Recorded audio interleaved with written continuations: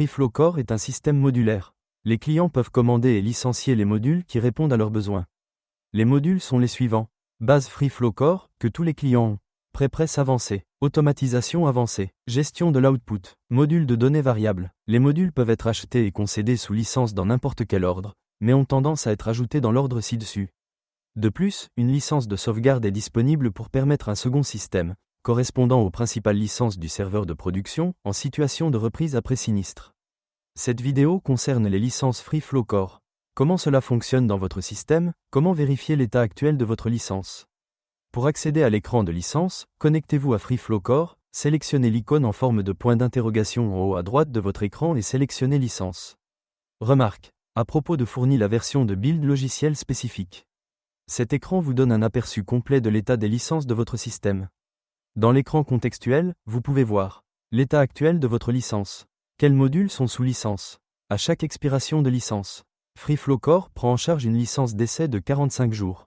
Dans ce cas, le type de licence indiquera essai. L'expiration de la licence peut varier en fonction de la région et du type de contrat de vente. Certaines licences sont perpétuelles. Remarque, certaines versions de FreeFlow Core affichent toujours 365 jours pour le perpétuel. Les licences sont toujours liées à une version majeure spécifique de FreeFlow Core, 6, 7, 8. Même les licences perpétuelles doivent être renouvelées lors de la mise à niveau vers une nouvelle version majeure.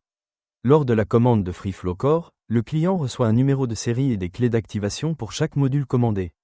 Les clés d'activation sont nécessaires pour récupérer la licence. Il existe deux méthodes pour obtenir une licence. Sélectionnez télécharger la licence dans le portail d'activation du logiciel ou ouvrez un navigateur, accédez au portail d'activation du logiciel et récupérez la licence.